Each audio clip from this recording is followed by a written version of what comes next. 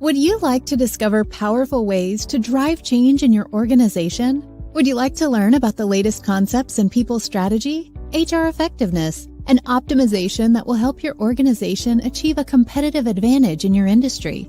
Then HRBP MBA Masterclass with Ron Thomas is for you.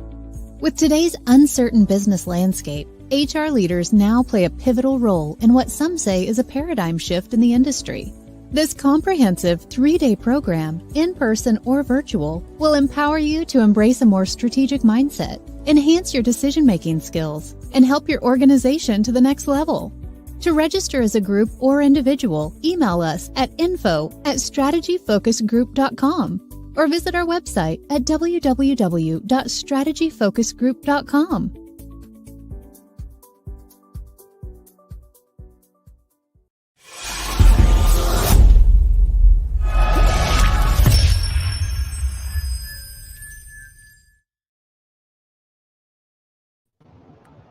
Good morning, good evening, depending upon what part of the world you're in. I'm in Dubai, Sam is in Singapore. If it's Friday, you know it's the CEO series where we bring together global leaders, disruptors, and innovators. Our guest today is my main man, Sam Neo, Uber entrepreneur based out of Singapore. Sam, welcome. Thanks for having me, Ron. How are you doing? I'm good. I'm glad to have you here. So Sam, to give some background, Sam is currently a founder of 3 startups. The first is People Mentality, one of the APAC's top HR and employee branding consultancies that helps organizations become employees of choice.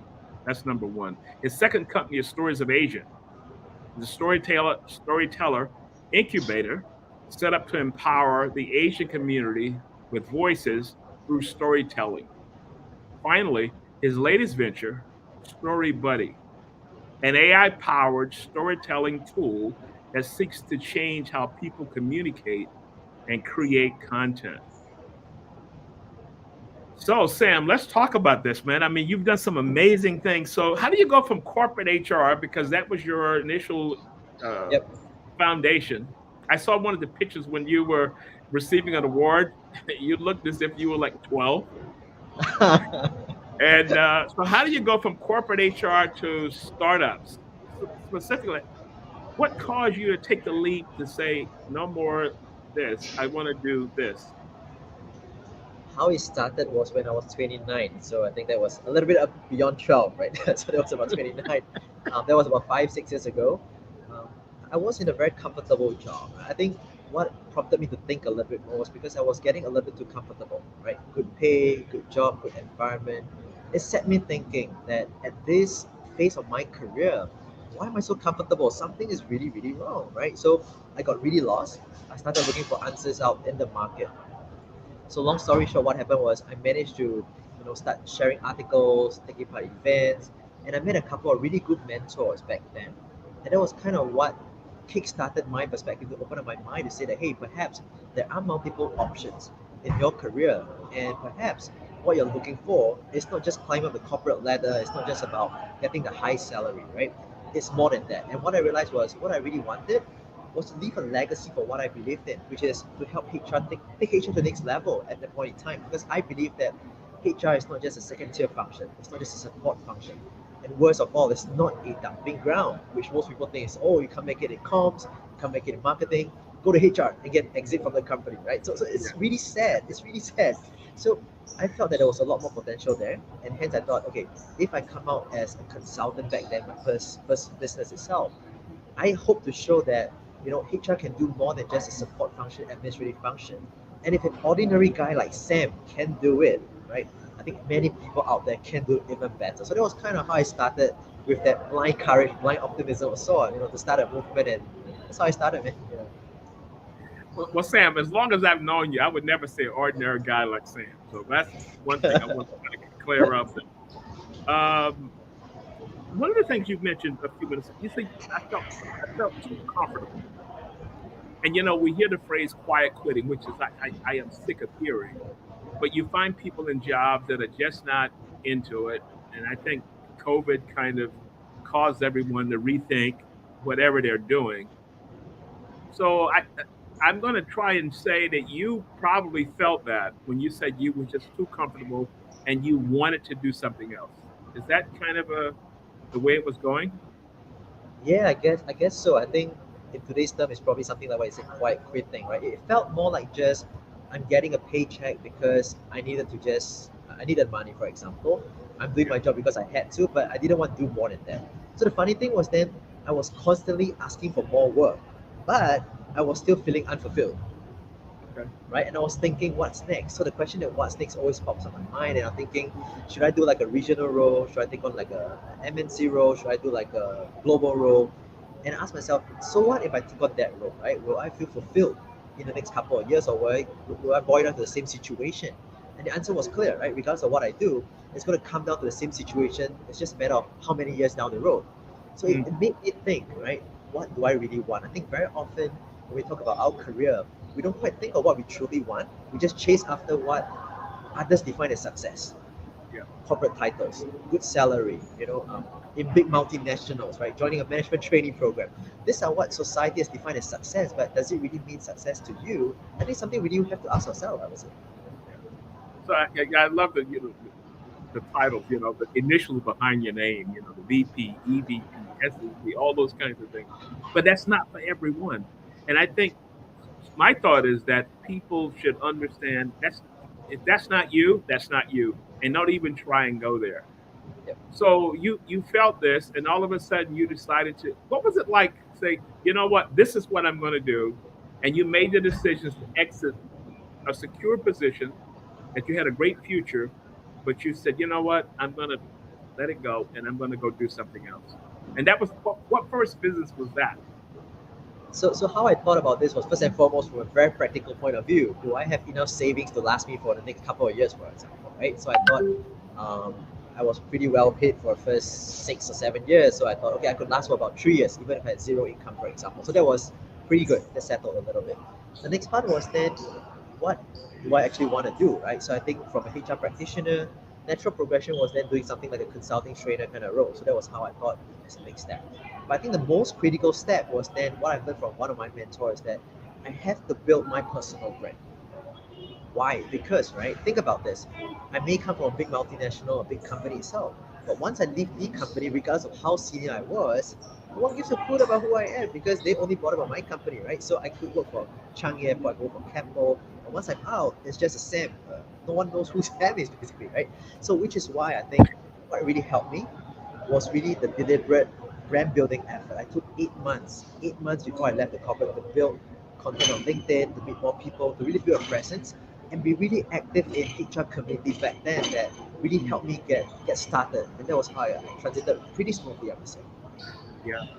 That's very good advice because I come across a lot of people said, I want to switch what I'm doing, but I want to become a consultant. I said, but your brand is corporate. You're going to have to figure out how do you sell solutions to clients' needs because it has nothing to do about what you want to do because someone is going to have to hire you to do that and believe in you to do that.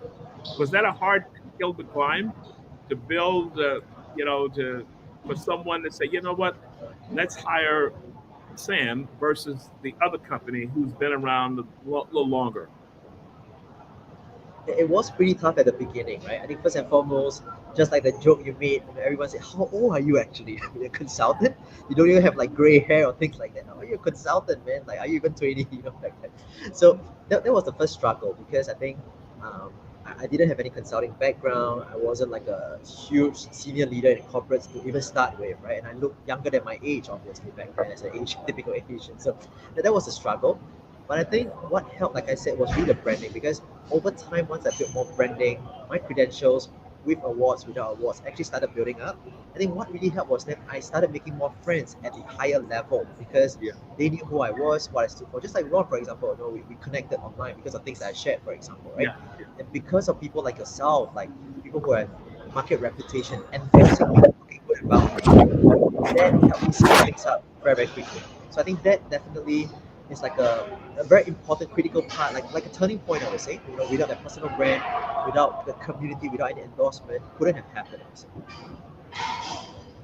Yeah, you know, when I look back at what you did, you know, from all the people that I know globally, from the outside, it looked like such a smooth transition that you were able to walk out that door on a Friday, flip it on Monday morning. I'm here doing this, and all of a sudden things are taken up. So I know that the external view always is different than what you're going through, you know, as a leader. So what happened? Walk us through once you decide to hang that shingle out, you know, people mentality, you're ready to deal with it.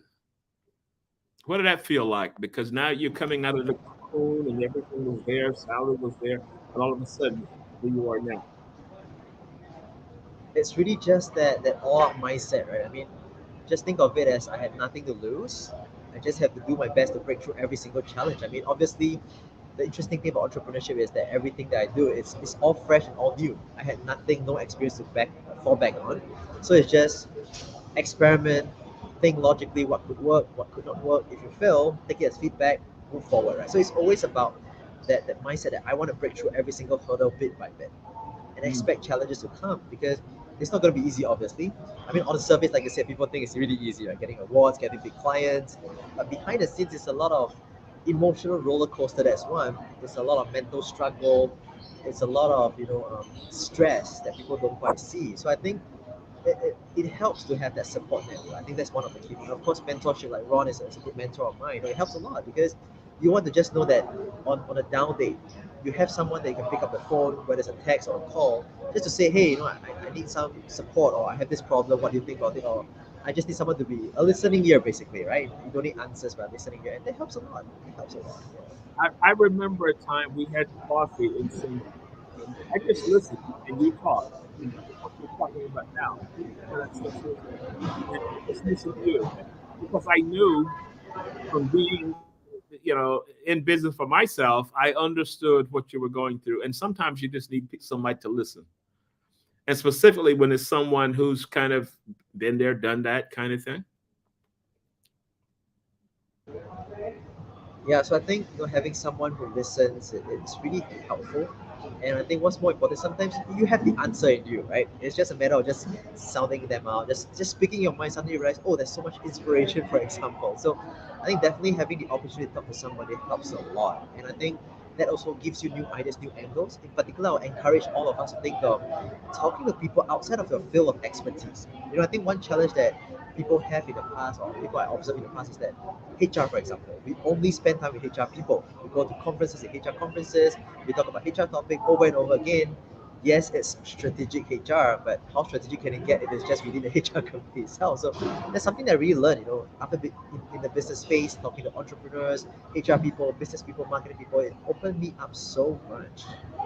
Well, you were ahead of your time. It took me a while to realize that. You know, I was telling you earlier, that's why I want people on here. That's not really HR centered. Talk about life. Talk about the challenges you've had to go through to get where you are. That's a more interesting conversation because the HR piece, HR is a bad brand. That those I always tell people those two letters are the worst branding that you could ever have. You know, when you say, "Oh, I'm from HR," oops. I did a project in Kuwait. I was in Kuwait last week, and we were talking about that. And one of the young ladies was telling the story about being from HR. They'd go to a branch site, and people would hide because they didn't know what she was there for, and that was the brand that they had to deal with. So, if you, as you're coming into to clients, and you're talking about rebranding, you know, whether it be the employee experience or value proposition or whatever it is, what was the biggest obstacle that you would have from the clients who may not have understood the concept?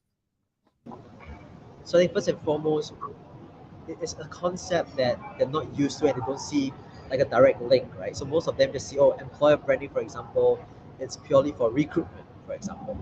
And they naturally tie to something very transactional, something very short term. So I think one of the key challenges is that a lot of HR practitioners or clients I speak with have a very short term orientation at times, right? They talk about, oh, what is the immediate KPI, what kind of results I can see, but they need to realize something that certain work that we do, things that are related to branding, related to strategy, these are things that takes time. You can see small matrices, small milestones, but it's a journey. It's a journey, and you walk through that to see the actual results. And you got to harvest it eventually. So I think The short-term orientation is probably one of the blind spots that I've seen. Part and parcel because of KPI they have, I think that's one, right? And the other bit I would say is then HR people in particular, who are primarily my clients, right? Their focus is mostly on the operational side of things, right? How can I get this done? How can I recruit? But often they lack one thing, the storytelling, the communication bit of it, right? Which is something very important. And I think that is something that can help HR leaders or practitioners for that matter to go to the next level, because HR people are really, really good at doing stuff. But we are often not good at communicating, right? And articulating what our value truly is, which is why, like I said, HR has a bad brand.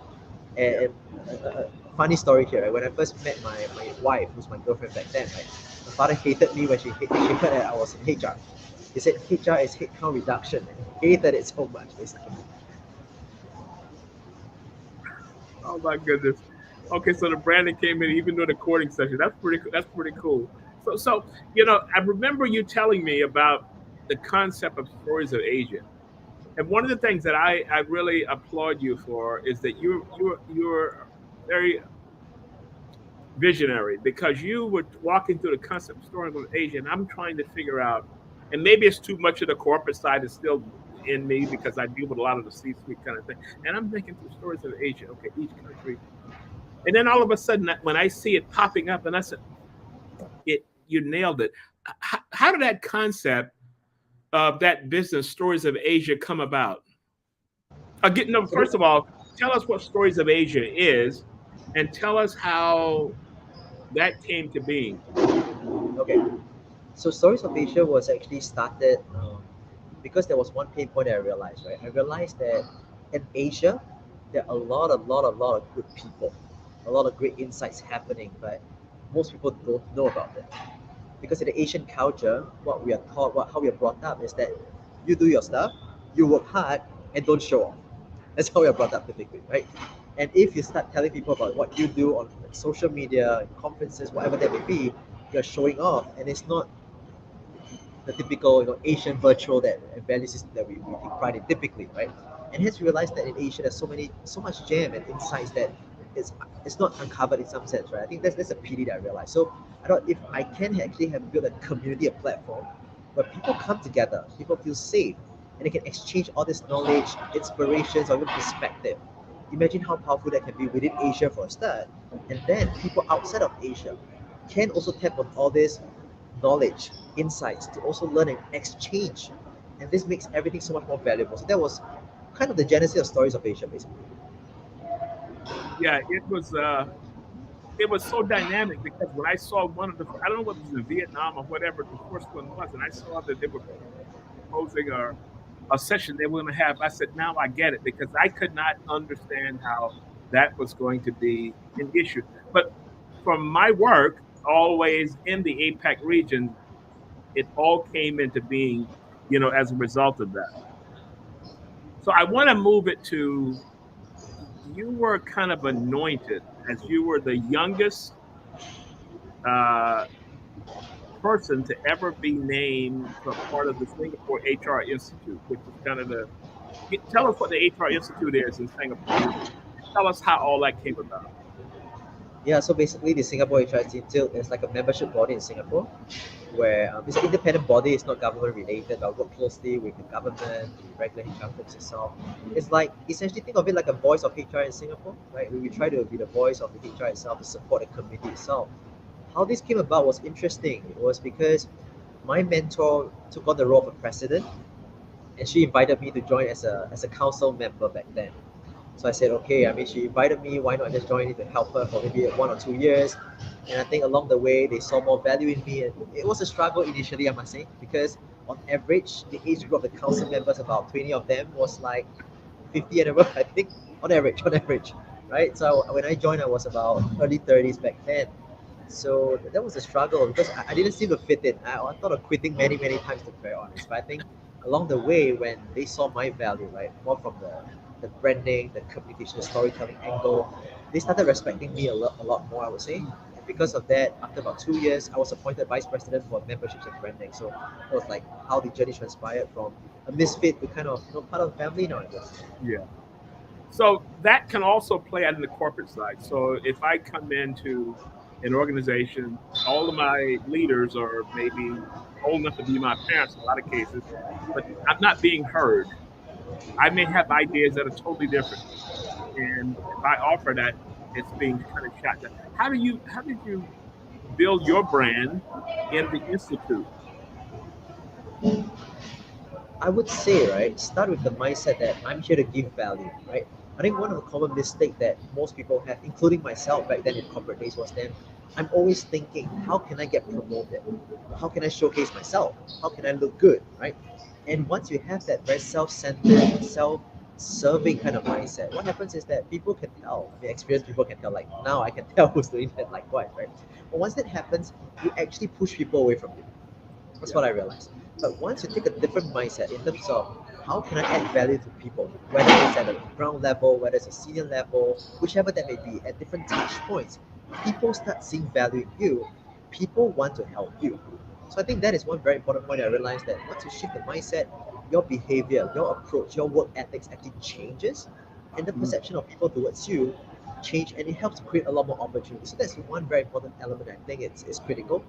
Second point is then I think within a company you probably need two more things. One is then you need a mentor who guides you on what to do, and somewhat like a godfather or godmother who's there to endorse and support you along the way. I think these are things that, as much as we feel that it's politics and stuff, I think it's really important. Having people, the right connections, to really support you. Of course, not withholding that you have to have the substance to deliver value. All this form the ecosystem to really help you grow in your career, regardless whether it's corporate or not. Actually. Yeah. Well, I've always said that the turnover in an organization, for the majority of times, is from that younger generation, and that younger generation is not being heard.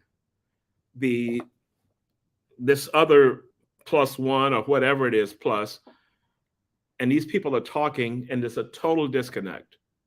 So if you had to advise leaders, so you're on the institute, if you had to give a speech and it was all C-level people in that room, what would be a few themes that you would talk them through as to why they need to listen to people, listen to those future leaders?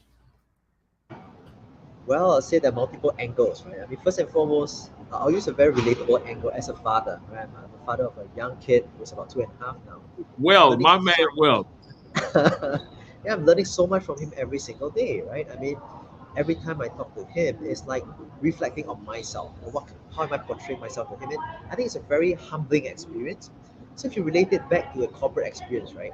If you're just humble enough just to sit down, just to keep quiet, and just open up your ears to listen, to see, to observe how people are behaving, speaking. There's so much we can actually learn. There's so much opportunities that are untapped at this moment. So that's definitely one part of it.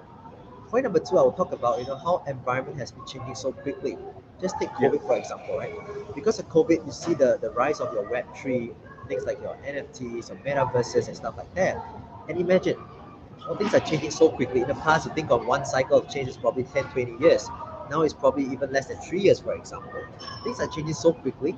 It's no longer about what experience you have, but it's more about what are the skill sets and who are the people that you know that can provide such insights to make the right decision. I think that's so valuable. So if you're always falling back on the I have 40 years experience, 30 years experience, and because I'm a senior leader, I'm always right, be prepared to be screwed, man. I think seriously, yeah. yeah.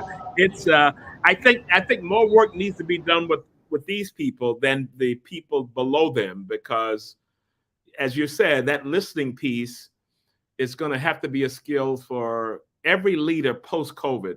You're going to have to listen more. So if you are having turnover, you got to figure that out, because that's going to impact your business, and it becomes a business case. So when you the key points that you just covered, every leader should listen to those kinds of things, because this will eventually, if you don't address it, it's going to impact your revenue, it's going to impact your profit, shareholders, and all of that. Absolutely. I think the key thing here is this, right? Are they actually just hearing the opinion, or are they actually listening openly and having the unbiased mind? I think that's different, right? I Yeah, can't say I give you a feedback session, I have a CEO open town hall, I hear you, but do I actually listen and internalize and really taking the feedback and really take away all biases? That's a different thing altogether, in my opinion. yeah. Yeah. Totally different. I hear you. But I always say people listen for pauses so they can come in and give you their interpretation of that. They never listen to all of the interesting, insightful things that you brought to the table. They're listening for a pause to kind of override that in some way, shape, or form.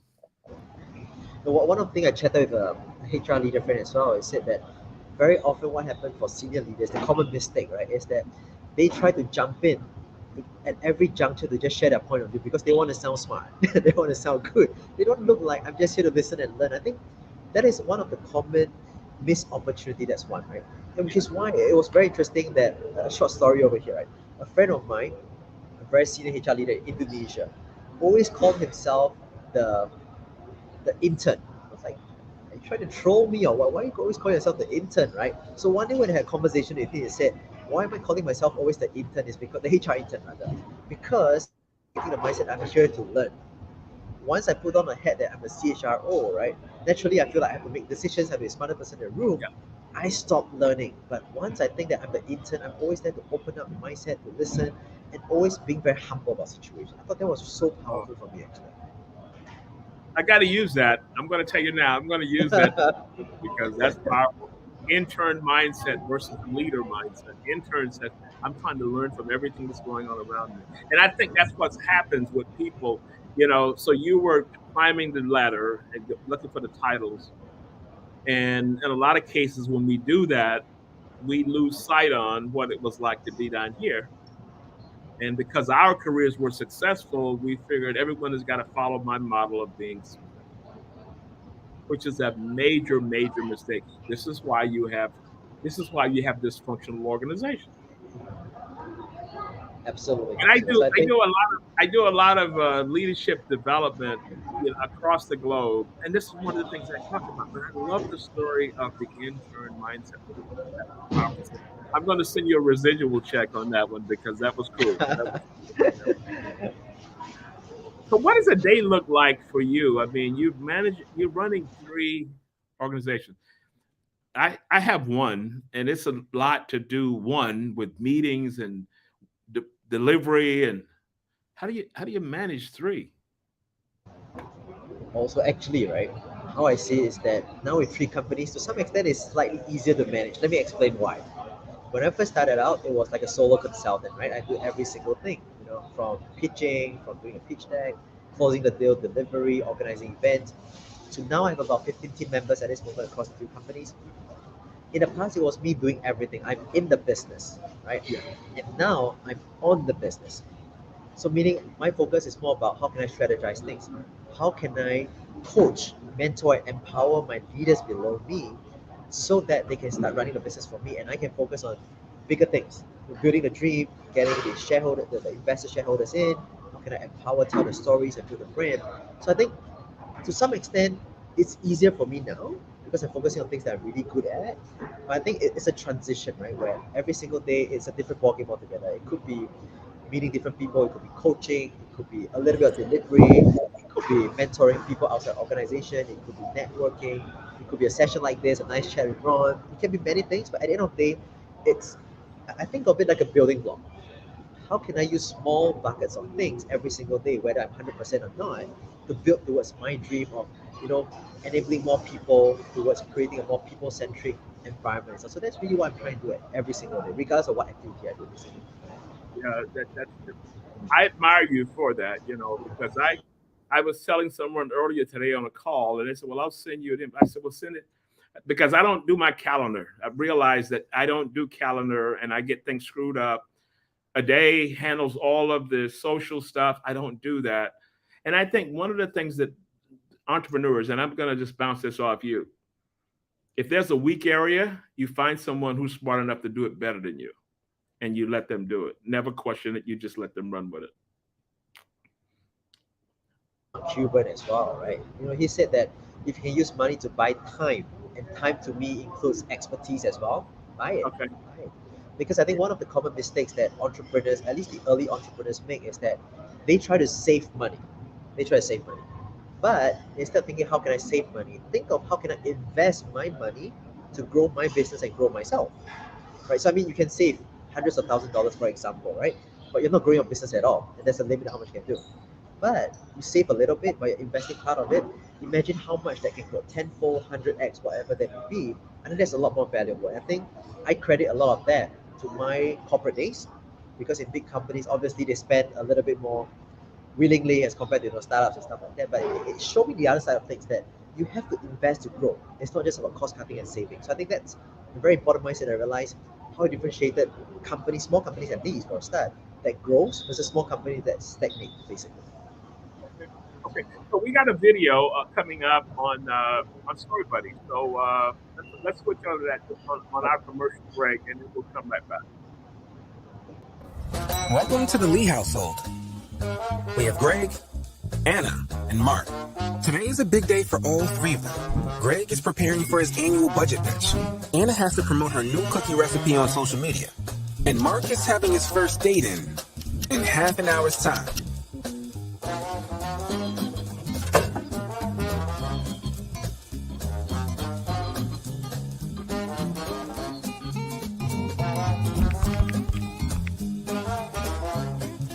You can do better than that. Thankfully, he has Story Buddy.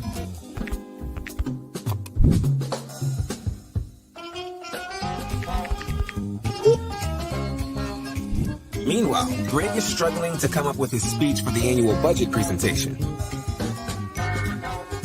Looking rough, Greg. How are you going to tell your colleagues this? Thankfully, he has Story Buddy.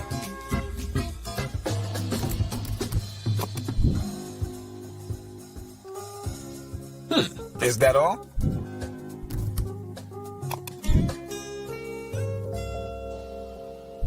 Ta-da!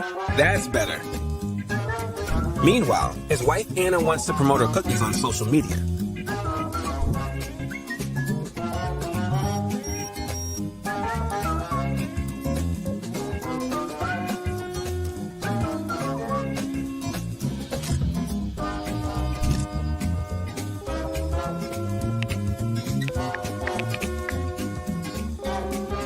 Thankfully, she has Story Buddy.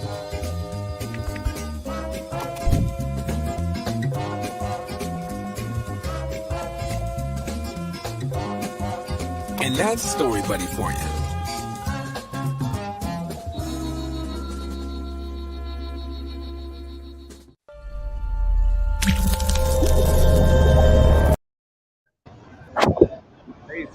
Amazing. I love that. Because we all struggle, even people, and I was telling you this story earlier, even people that write for a living, sometimes you have a mental block in trying to even get it started. But one of the things I found out about writing is that if you can get through and kind of put the first paragraph together, things will start coming in, as a result. So where did that idea come from? I mean, you just don't wake up in the morning and say, you know what, I'm going to do a content created kind of a simulator AI. That's not a normal idea that pops into your head. So that actually was an extension from Stories of Asia, right? So like I said, I always ask this question, what's next? And when I was working on Stories of Asia, that was about 1.5 years ago, right? I was thinking, there's only so much I can do to help more people find their voices. But there's a limit based on the headcount that I have, the resources that I have. So how can I scale the impact further, right? Natural progression for me is then, if I had to scale my impact to global level, right, I need to scale impact with technology. So that's something I thought about. And then I realized one of the common problems when I was doing my consulting work, employee brand, HR consulting work, is that why do people not communicate enough? First and foremost, they say, I lack inspiration, I don't know what to talk about. The writer's block, right? That's one. Number two is then we all know everyone is so busy these days, we don't have enough time to create content. Point number three is that a lot of us may not be natural or good writers or good speakers, and that's why they stop communication there, because of lack of confidence. So I thought, if I can have a platform and technology that solves these three problems, wouldn't it be amazing? So I started going out, looking for tech partners to ask, and long story short, this thing was kind of built in a couple of months' time. Yeah.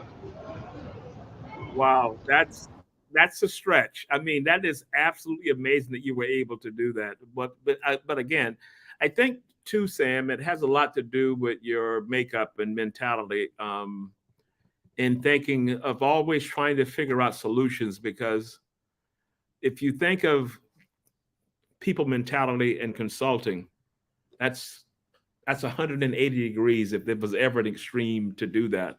So that was cool. So let's talk about you as how you became who you are.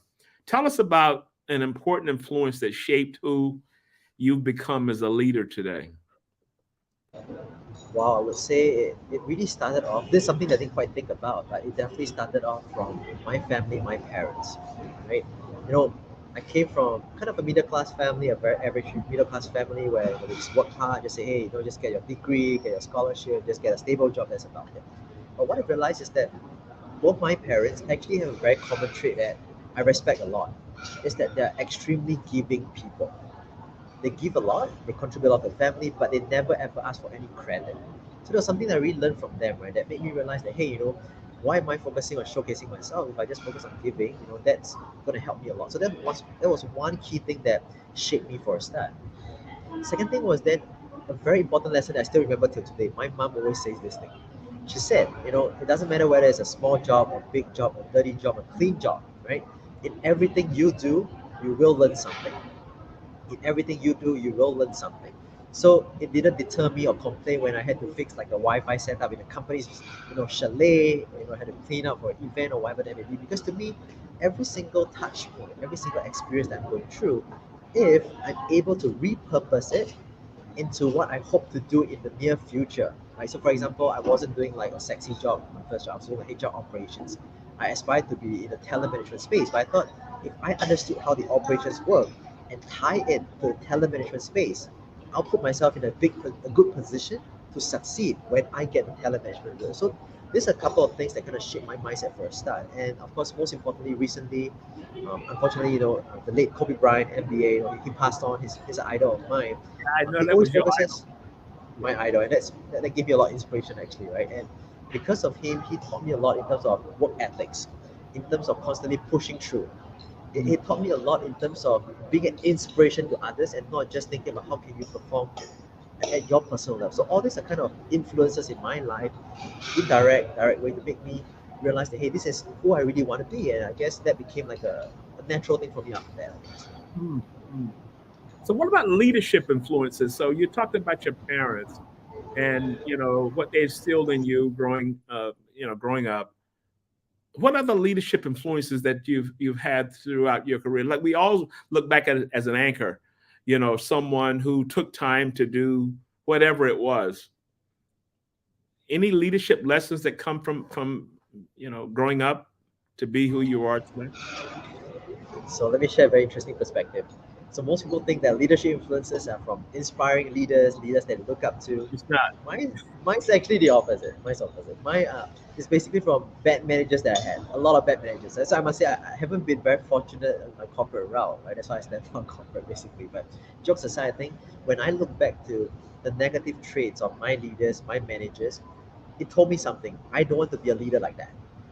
And that actually shaped me to who I am as a leader today, right? Someone who's really investing time and energy in my people, empathetic, to really walk the talk to roll up my sleeve. So these are some things that I guess, kind of shaped me in some way. I guess I'm just wired a little bit weirdly, but it still helps, it still works, I guess. Yeah. You know what? Mine's the same. I had a leader that was so bad, and I would sit and think. I said, if I did everything the opposite of what she did, I'll be successful at doing that. So anytime I'm faced with a situation, I said, what would she do? I figured out, I said, I'm going to flip it over and I'm going to do the exact opposite, of that, and it's always worked for me. One of the other things you mentioned said, when you not normally ask this question, people will say certain people. One of the most inspiring stories that I've ever heard, and this is the part when I do leadership development, when I ask the same question, and someone talked about their grandfather because the grandfather was the babysitter. They dropped it, but the grandfather owned the factory.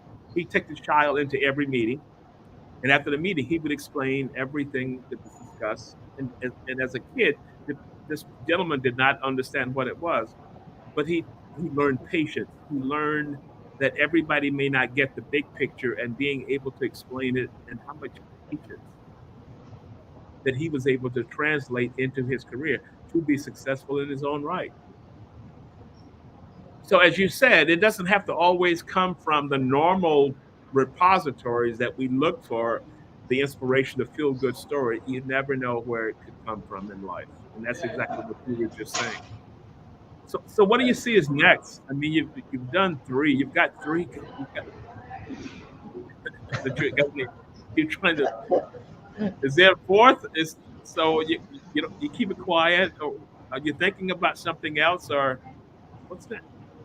What's So, happening? so yeah, so I did think about this. So this is actually my 5 year plan, right? So I started in corporate role. I move on as an entrepreneur. So for me, my 30s will be in the entrepreneurship space for the next 5 years or so. I hope that when I turn 40, I will have enough, resources, enough knowledge, enough safety net of sort, right, to become more like a mentor investor of sort. I really hope to move into more of the investment space where it's no longer about being operations, but it's starting to enable more people out there. I think there are many people out there who wants an opportunity but lacks it because perhaps they don't have an idea, they don't have a good mentor, they don't have maybe some finances. I hope to be that person or a group of people, a community around it to make that happen. And I think that's another thought I have in terms of how can we create a very people-centric thing. Right? So when I first started, like I said, I want to show that HR is more than just an admin function. I showed so far that HR can do consulting, can do training, can do public speaking, can do storytelling, can do media, we can do technology. And next, I hope that I can also show that HR can invest in people-centric organizations and shape it in that way. So that's my next step, I guess. I'm still building towards that, man. Okay. Well, I love the mentor part because if you've done these things, why couldn't you share? So if we think about society as a whole, everybody has done things. Who are you pulling along? Who are you reaching down, bringing up? And I think lots of times when we're so focused on success, but you've always got to spend time with someone. Lots of times I've heard someone says people will reach out to them on LinkedIn and ask for advice. They said, I don't have time. And it hurts my heart when I hear somebody respond that way because I said, you probably could have been in the same situation. Why couldn't you just respond? And it could be a paragraph that you send back, something that's uplifting, but to just not even respond and just delete it. Oh my goodness. I just can't understand that mindset. So I'm glad to hear you say that you're anchored in that. Where did that come from that you want to give back? I mean, you were corporate and you went out and you were successful and you built so where does the piece come back that you always want to reach back and give back? That actually started when I was in my first corporate job because I was helping with the foundation business. So as a HR, but I had a side profile, a side portfolio, right, in the Keppel Foundation itself, philanthropy arm. I was a vice president for the volunteer arm. It actually opened my eyes a lot to realize how blessed and how fortunate I am. The situation where I have a comfortable job, I have a roof over my head, not worrying about next meal, whereas there's so many underprivileged people out there. So that was one awakening point, I would say. The next awakening point was then when I was 29. Like I said, I was really lost. A lot of good people stepped forward, including yourself, Ron. So really, thanks a lot, man. I mean, stepping forward as strangers, even, right? Just giving Yeah. a bit of your time, just giving some advice, spending time, opening up doors, referring me to opportunities. These are things I remember for life, to be honest. So I just want to take the opportunity to thank you again, man. I think all these are things that made me realize that if a stranger is willing to help you so much, and you're in a blessed position to actually give back, why not give back and even more powerful, pay it forward and get more people on this journey to do it the same. So I think that was what inspired me, to be honest. Yeah. Well, you know what? You were thanking me for doing what I did, what you say I did. I'm glad it helped. I did that because I saw a drive there. I saw that you were trying to do things. You were thinking out of the boundaries of the normal kinds of questions that I get.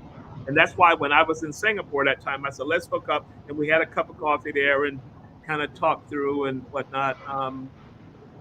But sometimes there's something on the other side that a person is emoting and giving that you say, you know what, this is special. I need to do something here. And I think so I'm going to kind of throw accolades towards you. I think that's one of the things you've exhibited over the years and caused me to refer. So I've referred you to a couple of opportunities, but I only did that because I knew my brand was giving you the stamp. And I knew you can take it. And I think you were in Europe. You did something for a speech in Yep, Europe. yep. that I referred you to. I was just telling you about another opportunity that came through, but didn't quite work out. The only reason I did it is because I knew the stamp was there, and I knew my branding was giving you the stamp, and I knew that you would take it and run with it. So the question out of that long piece, the question out of that is that how do you differentiate when someone is being honest and really is trying, or someone that's just kind of sending out requests? Because and the reason I always ask that question is because someone wanted my help, and I spent all this time mentoring this person and on and on and on, and I gave them something to do. And when we got back together again, they kind of didn't do anything because they went off on a different tangent. I said, "Thank you so much, goodbye," and that was the end of it. So the question is that, how do you differentiate the sincerity of requests and mentoring, because you can really go down a rabbit hole with that. I think one of the key things, like what you just said, Ron, it's really about commitment. I've mentored a lot of people, formally, informally, whether it's a long relationship or a short relationship. One of the key differentiator, right, is really the commitment level. There's always a saying that the teacher appears when the student is ready, or at least when the student is ready to be committed, right, in some sense. Yeah. So I've seen a lot of mentees that just fall off because they just want to say, I just need a mentor, but they say, oh, all the excuses, I don't have time to do this, I don't have time to do that. Where some who are really busy, for example, right, they actually spend the extra hour just to do it. And for me, that work ethic is something I really believe in. So if you're committed on this journey, you really want it, I will want to make it happen for you as well. Because at the end of the day, I want to feel like it's worth my time. I think for a lot of us, it's not about not wanting to give back, but is it really worth the time? Because sometimes while you give, you realize that the person is wasting your time, and it's like, why am I doing this in the first place, right? So. Yeah, that comes from one of the things I would say. In my culture, you said you're wise beyond your years, and your interpretation of trying to figure out all this. Because when you look at what all of us are trying to do, is that everybody's trying to reach a finish line or imaginary finish line or whatever it is, and you're taking in what's coming and you're trying to reinterpret and all those things. And I think, in closing, I want to say you've done a masterful job, and I've followed you over the years. We've become good friends and whatnot. But I think you're an example of this younger generation that's coming through. Because I laughed when I said 12, because when I looked at the photo you posted the other day, and I'm like, is that Sam? But that's cool. That's cool. That was a starting point. And when you look at that and you transpose that picture to this picture, it's just absolutely amazing. So thank you so much for taking the time.